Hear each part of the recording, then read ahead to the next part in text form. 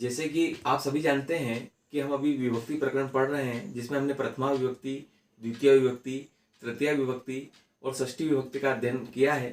आज हम चतुर्थी विभक्ति पढ़ेंगे। चतुर्थी विभक्ति किसी को जब हम कोई सी चीज़ देते हैं तो उस समय उपयुक्त तो होती है, और इसका जो कारक चिन्ह होता है वो के लिए होता है। आइए, मैंने यहाँ ब्लैक बोर्ड पर कुछ शब्द कोष्टक में लिखे हैं, जैसे द्रोणाचार्य, भिक्षुक, इंद्र, आचार्य, अनुजा, छात्रा, पत्नी और पुत्री। इन शब्दों में हमको चतुर्थी विभक्ति लगाना है। एकलव्य, द्रोणाचार्य, फिर खाली स्थान छोड़कर मैंने लिखा है अंगुष्टम ददाति, यानी एकलव्य द्रोणाचार्य के लिए अंगुष्ठ देते हैं। तो द्रोणाचार्य में जो विभक्ति आएगी वो चतुर्थी आएगी, तो हो जाएगा द्रोणाचार्याय। कारण यह है कि चतुर्थी विभक्ति का जो कारक चिन्ह है वो के लिए होता है, तो द्रोणाचार्याय इस प्रकार से ये चतुर्थी में द्रोणाचार्य शब्द बनेगा। तो एकलव्य द्रोणाचार्याय अंगुष्टम ददाति, एकलव्य द्रोणाचार्य को अपना अंगूठा देते हैं। गृहिणी, भिक्षुक, भिक्षा में इच्छति लिखा है, इच्छति का अर्थ भी दान देना होता है ना। तो यहाँ क्या हो जाएगा बेटा, यहाँ हो जाएगा भिक्षुकाय, भिक्षुक के लिए, भिक्षुक के लिए। गृहिणी जो है वो भिक्षुक के लिए भिक्षा देती है।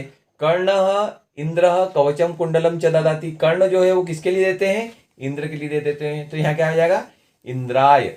कर्ण इंद्राय कवचम कुंडलम च ददाति। शिष्य आचार्य कोष्टक में लिखा है, तो क्या हो जाएगा बेटे, सभी लोग मिलके बोलो आचार्याय। देखिए अभी आपकी एग्जाम भी चल रही है, आपका अध्ययन भी हो रहा है। तो शिष्य आचार्याय गुरु दक्षिणाम ददाति, शिष्य आचार्य के लिए गुरु दक्षिणा देता है। अग्रज अनुजा वस्त्रम ददाति। अब देखो बेटे, यहाँ स्त्रीलिंग भी लिए है हमने, अनुजा छात्रा स्त्रीलिंग में आ की मात्रा है और पत्नी पुत्री में ई की मात्रा है। तो अग्रज अनुजायै वस्त्रम ददाति। शिक्षक छात्रायै लेखनीम यच्छति। अब यहाँ क्या है, पत्नी आ गई, ई की मात्रा आ गई, तो पति ही पत्नी उपहारम ददाति। देखो पति पत्नी के लिए उपहार देता है, ये वैसे बहुत कम होता है, परंतु उदाहरण तो लेना पड़ेगा ना बेटा, ताकि सभी लोग खुश रहें। तो पति ही पत्ने उपहारम ददाति। जननी, जननी ने माता, पुत्री, तो क्या हो जाएगा यहाँ पुत्रई, यानी पुत्री के लिए माला में छती, माला देती है या माला चाहती है। आगे बात समझ बेटा। अच्छा, अब आपको यहाँ और कुछ याद आ रहा होगा कि मैंने इस चतुर्थी विभक्ति एक बार और जब आपको थोड़ा सा इसका अंश बताया था, उस समय बोला था कि जब हम नमः का प्रयोग करते हैं तब भी चतुर्थी विभक्ति आती है। तो आपने देखा होगा कि मैंने शिवाय नमः लिखा था, रामाय नमः लिखा था, और जब हम स्त्रीलिंग पढ़ रहे थे तो मैंने लिखा था सरस्वत्यै नमः। आपको कुछ याद आ रहा होगा, सरस्वत्यै नमः। दुर्गायै नमः लिखा था ये।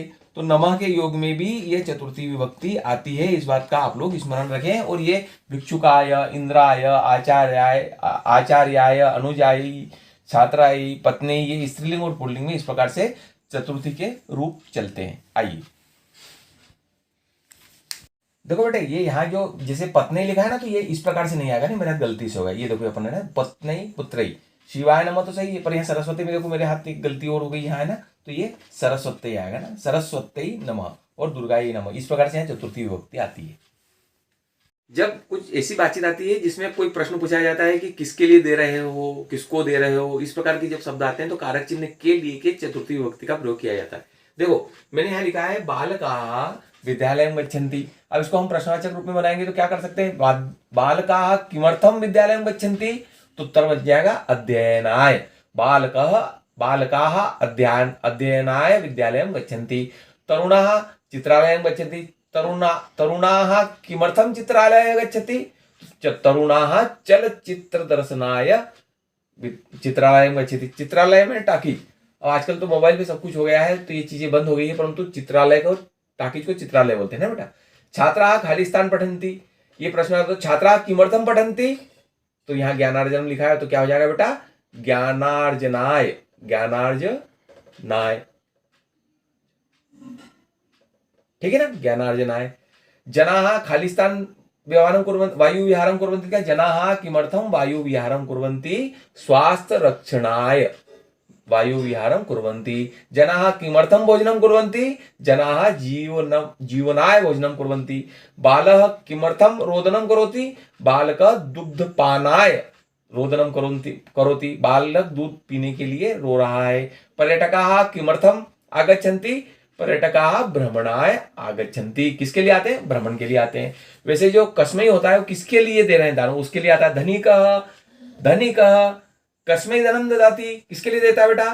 तो यहां आप भिक्षुकाय भी लिख सकते हैं, भिक्षुकाय धनम ददाति, ठीक है ना। यहां भी चतुर्थी आएगी ना, ठीक है ना। किमर्थम और कस्मै दोनों में चतुर्थी। भक्तः खालिस्तान निवेदयति, तो भक्तः देवाय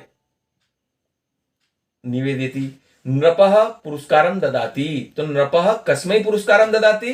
तो नृपः नाटककाराय पुरस्कारं ददाति। इस प्रकार से हम कस्मै और किमर्थम के प्रश्न भी चतुर्थी विभक्ति से बना सकते हैं। और मैंने आपको एक बात और बता दी कि जब नमः का योग आता है तब भी चतुर्थी विभक्ति आती है, और जब रुच धातु आती है तब भी चतुर्थी विभक्ति आती है। ये थोड़ा हमको स्मरण रखना है। बेटे, आप सभी लोगों ने मुझे इतना समय दिया, इसके लिए धन्यवाद। यदि चतुर्थी विभक्ति या संस्कृत से संबंधित किसी भी प्रकार की कोई समस्या हो तो आप मुझसे फोन पर, मोबाइल पर या स्कूल में आकर पूछ सकते हैं। आप सभी को नमो नमः।